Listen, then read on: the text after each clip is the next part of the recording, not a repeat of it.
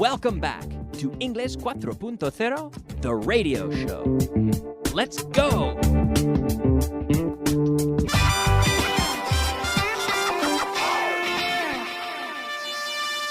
Advanced. Hello, ladies and gentlemen. Welcome to class number 194. 194. That means, you know what that means, right? This is the second last class. This isn't the last class. It's the second last class of the whole course. I can't believe it. Time flies when you're having fun, they say. And here we are in our second last class. And I'm going to, in a few minutes, I'm going to talk about your test, because you have this test coming up soon. At the end of the course, for those of you who are subscribed students, and you're going to write the test to get a certificate from Vaughan and from the university for completing this course on TV and on the radio, this very detailed and complete course. I'm going to tell you about this test in a few minutes. I'll explain how the questions are going to work. But first, let's get started the way we always do with a little review of yesterday's content. Yesterday, we looked at question tags. Remember? Question tags. So this is where we're basically saying no in Spanish, or verdad. So they like us, don't they? Mm-hmm. Right. He asked for early retirement, didn't he? So remember, what we're doing, we're taking the auxiliary verb, and then we change it from affirmative to negative, or negative to affirmative. We change it to the opposite. And then we add the subject. Okay? So we haven't followed the procedure to a T. This is an expression, to follow a procedure to a T, to follow a procedure exactly. We haven't followed the procedure to a T. Have we? Have we? Very good. He put the coin in the slot. Do you remember slot? Ranura, I believe you say. He put the coin in the slot. Didn't he? We should double-check the order. Shouldn't we? It's been stuffy in here lately. Stuffy. Cargado. A bit stuffy. It's been stuffy in here lately. Hasn't it? He has to take blood pressure pills. Doesn't he? Very good. He broke into a coughing fit. So when you start coughing heavily, we call that a coughing fit, F-I-T, a coughing fit. He broke into a coughing fit. Didn't he? Good. All right. So, yeah, we saw this yesterday, the question tag. I also mentioned the Canadian question tag, A, but yeah, it's not good to encourage that because it's not good English. But in Canada, they use it a lot. They simply say a. Just like in Spain, you say no or verdad. No. I always find it funny when people say sí, no. Yes, no. But it sounds a bit strange to me. But you do it sometimes here in Spain. Well, okay, most of the time, yeah, we talked about this structure yesterday. La mayoría parte del tiempo. La mayoría de las veces. Most of the time. ¿En qué pasas la mayoría parte del tiempo cuando estás en la oficina? What do you spend most of the time doing when you're in the office? Paso la mayor parte del tiempo leyendo los emails cuando estoy en la oficina. I spend most of the time reading emails when I'm in the office or when I'm at the office. Right? So, what do you spend most of your time doing at home? I spend most of my time relaxing, for example. So notice you can say most of the time, or you can say most of your time, most of my time, most of his time, most of her time. My father spends most of his time getting exercise. He spends a lot of his time riding a bicycle. My brother spends most of his time working. I spend most of my time working also. I spend most of my time teaching, either in companies or teaching on the radio. Yes. What do you spend most of your time doing during the week? Well, I spend most of my time working. Yeah. Do you spend most of your time working? Do you spend most of your time studying in the evening? Give me an affirmative answer, because you know I'd like to hear that answer. Yes, Kyle, I spend most of my time studying in the evening. All right. Ask me what I spend most of my time doing in the studio.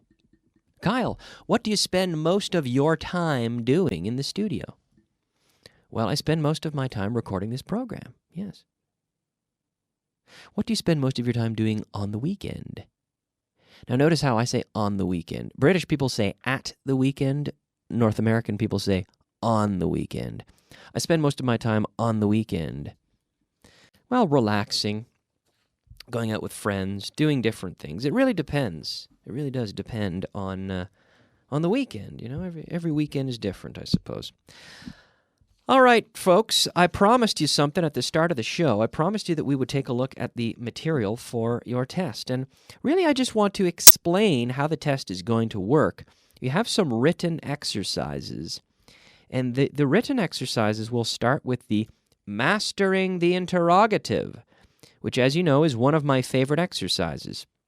This is the one where we say, it's on the floor. You say, where is it? It's blue. What color is it? He comes here twice a week. How often does he come here? I've been to Canada 10 times. How many times have you been to Canada? Okay? So, what is important is I'm not going to be there reading these sentences to you. So, it will be a question of understanding from the writing, the part of the sentence that is being stressed. Okay? So the example I have here, I have been to Canada 10 times. 10 will be underlined. So then you know that we're asking for the number of times, 10 times. Because if we underlined Canada, if I said I've been to Canada 10 times, then you could say, where have you been 10 times? But if I say I've been to Canada 10 times, then you'll say, how many times have you been to Canada? So in that part, pay attention, ladies and gentlemen, to the word that's underlined, okay? All right, the next part of the written test is inverse translation. We've been doing this all through the course, the translation lists. So we will give you sentences in Spanish, and you just have to write them out in English. Okay? I don't think it's necessary for me to practice these specifically because we've done them all through the course, and you have your translation book.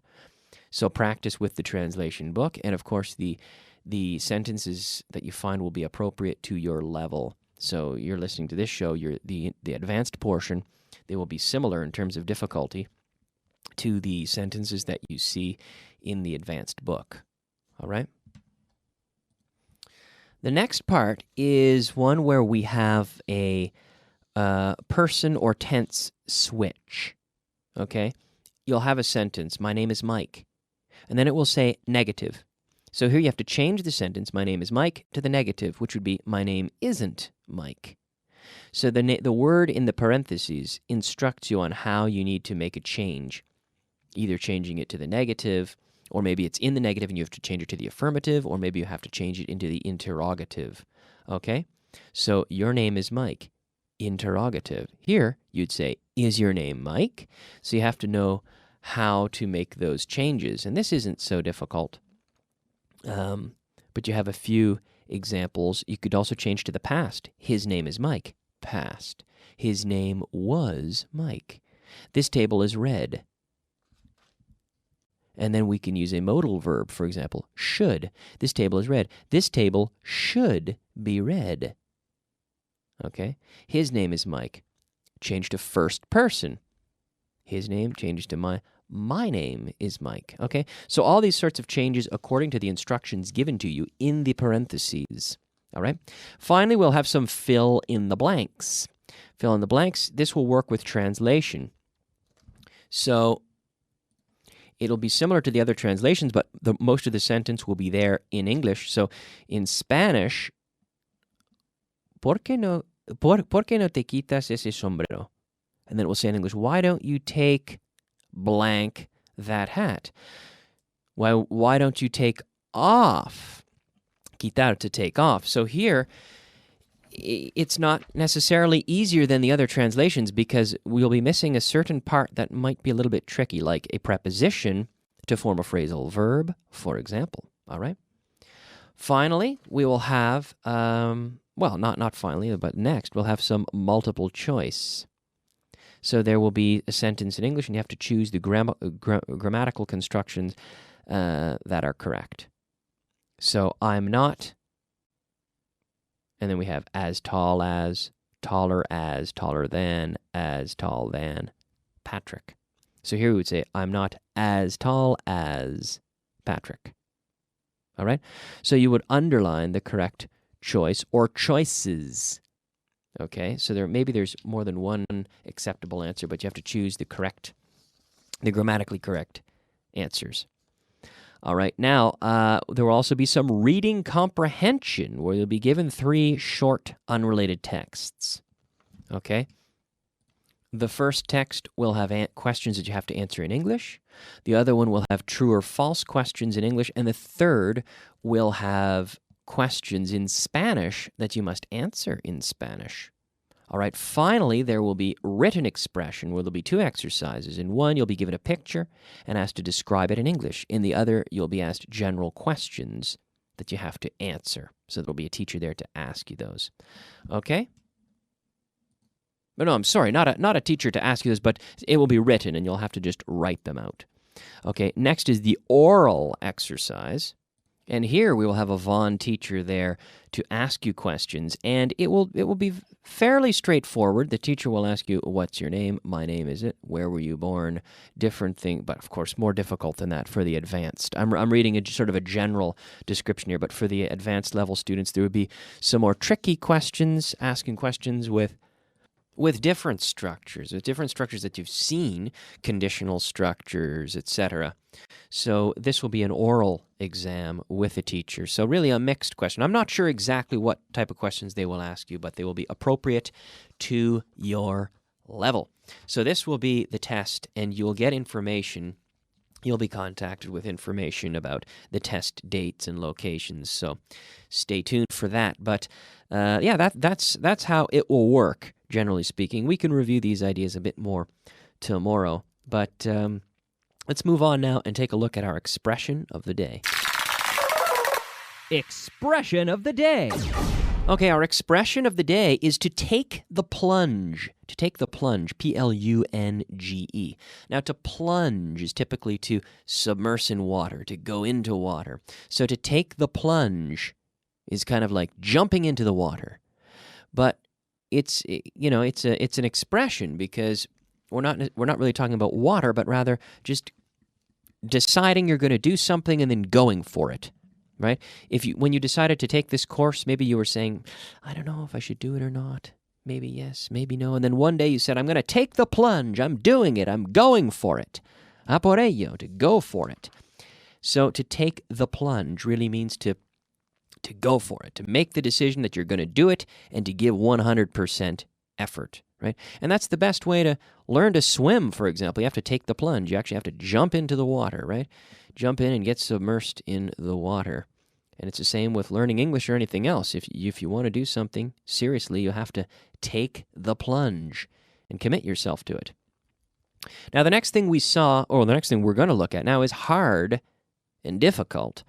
Because difficult really, hard is a word that we really use as a substitute for difficult. Learning Chinese is hard. Is it difficult? Yeah, it's difficult. It's hard. I think it's too hard for me to learn right now. So now I'm going to give you a sentence with difficult, and I just want you to change it to hard. Okay, it was a difficult test. It was a hard test. The course was harder than I thought. The course was more difficult than I thought. You can change it to one or to the other. She said that it was a lot more difficult than the last one.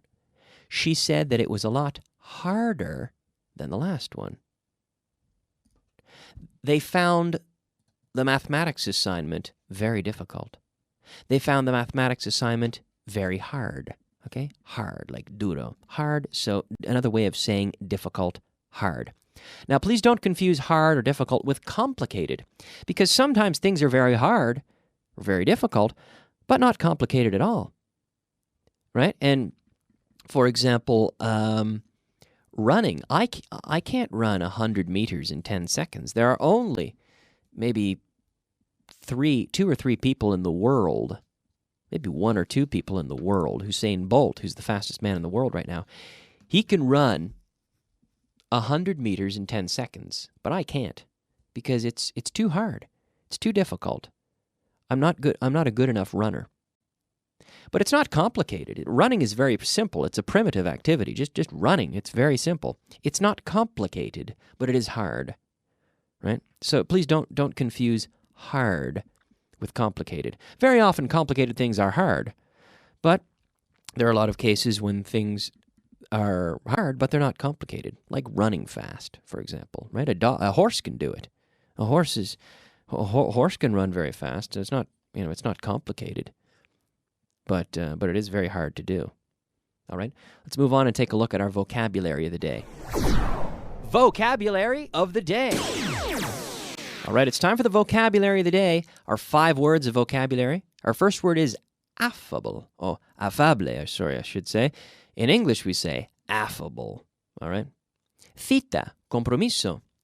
This is an appointment. Appointment. Yes. Gama, surtido. Gama surtido. Array, A-R-R-A-Y, array. Asfalto, asfalto. We say, very similar, no problem, asphalt. Or also tarmac, or asphalt.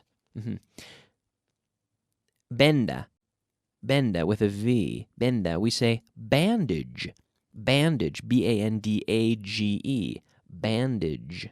All right? All right, good. So, well, we had our 5 words, affable, appointment, array, asphalt, and bandage. If you cut your finger, you might need a bandage. Now, the last point we see is a little more practice with the indirect form. So simply give me negative answers. Or say that you don't know. So, for example, where did you leave the report? You can say, I don't know where I left the report. What did she tell the visitors? I don't know what she told the visitors. So notice how the word order is changing. Why didn't she put the car in reverse? I don't know why she didn't put the car in reverse. Why did he hard boil the eggs? To boil them until they become hard inside. Why did he hard boil the eggs? He knows I like them soft. Why did he hard boil the eggs? I don't know why he hard boiled the eggs. Who asked the boss for permission? In voz alta. I don't know who asked the boss for permission. Where did they go after leaving the concert? I don't know where they went after leaving the concert. Where did I leave my phone? I don't know where you left your phone. All right, ladies and gentlemen, we're out of time. This is it. It's all over for the day. I'll be back tomorrow with the very last class, the electrifying, exciting conclusion to the course. One more day. I hope you'll listen. I hope you'll tune in and join me. It's going to be fantastic. Tomorrow will be the last day, class number 195. You won't want to miss it. I'll see you then. For one more time, I'll say keep studying, keep working hard. We'll see you soon. Bye-bye.